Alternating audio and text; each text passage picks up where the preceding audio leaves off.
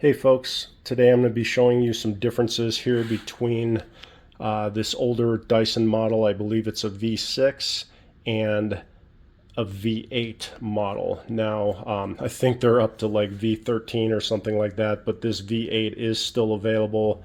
Okay, so the thing that kind of got me going on this was I observed some changes on the V8 in the way that the catch bin is emptied. And okay, we'll start with the old model first. This one, basically there's a red catch or lever here, and you push this thing down and it allows you to pop that bin open. Now, it is possible to disassemble this thing and remove the bin from the top of the unit. It is a little bit finicky, but it can be done. There's a bunch of tabs and stuff up inside here, okay? But the nice thing is it's very easy just to pull down that lever and open up the bottom of the bin, and then you can just dump it right out into your trash bin, okay? And then just easily close that thing back up. The other thing is it's got the filter up on top here, the washable filter. And then back here, there is like a sponge or something in there for to filter the dust from the motor, okay? So really that's the only maintenance needed for this thing, aside from taking this plastic off of here. I have taken the filter out and removed the plastic and blew all of this out with my compressor to completely clean everything, and you will want to do that occasionally. Now, the other thing I will mention about this, I did replace the battery, okay? This battery, this is probably the third battery that I've had in this thing, and it requires removing this screw here, and then I believe that there's another one down behind here. So it is you do have to take that bin off of there to get the battery out, and then it just slides right out of there once you remove those two screws. Okay, so those are the features of the V6. Now, the V8, honestly, I think it's probably a better vacuum in terms of, the power, the sound. It is quieter, okay? So we can check that out first.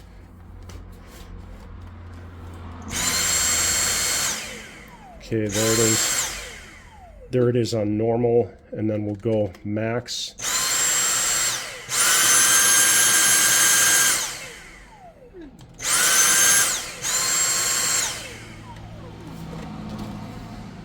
All right, and then here with the V8, and sorry for the noise in the background, I've got my garage door open here, but okay, there's normal.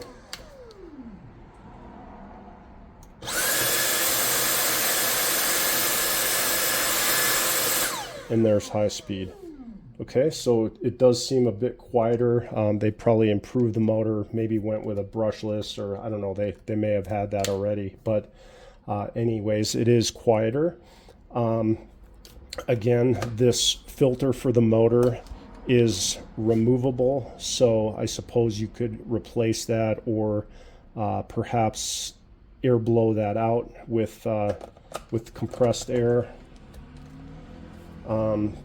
The next thing here, it does appear that there is a screw up here and probably one down in behind here for the battery.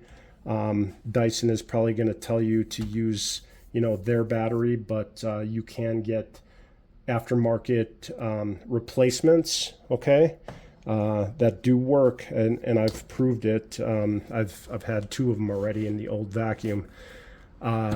Now, the other thing is we have this filter, and this is a little bit weird here. The filter has this cover on it.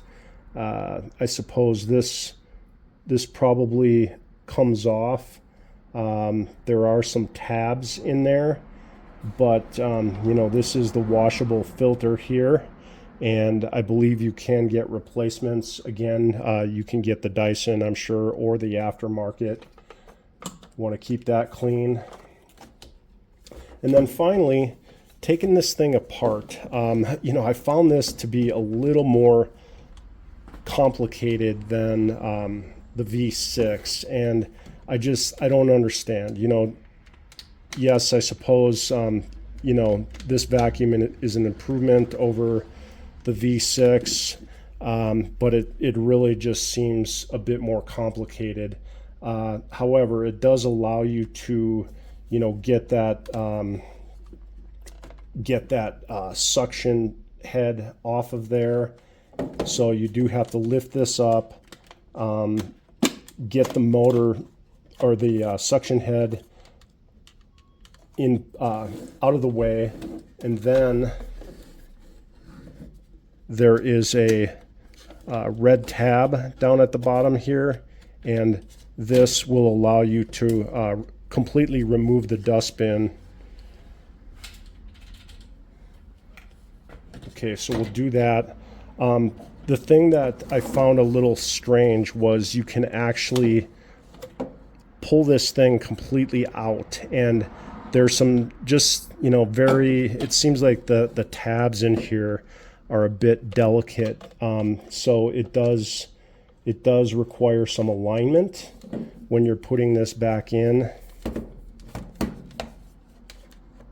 Okay, hopefully that's a little bit better angle there, but this piece goes in the channel. Okay, so it seems like there's a place where it kind of latches there, but you can take it beyond that point. Sorry, one more time. Obviously, when you take that out, now you see there's some catches on this piece here, and you have to get that aligned. And this actually is your connection for the wand. So you got to make sure all this stuff is aligned. And it's just not, I mean, look at this. Okay, now I've got that aligned, okay? So then, before you can close this, you have to get the suction head back in there, all right? And then finally, you can close that. All right, so to me, that just seems a little bit complicated. Yeah, it's better that you can take it all apart and thoroughly clean it and everything, but it certainly does not make life simpler when you're trying to just empty that dustbin. Okay, but you know, it does seem like a good quiet vacuum. Actually, the user says it picks up the dust and debris off of multiple surfaces very well, and actually better than the other one. So you know, we'll give it a thumbs up, but we got to give a little bit of time here to see how it works in the long term. So that's all. You know, I just wanted to show the differences between these two, and you know, the changes that have been made on the two different models. So thanks for watching.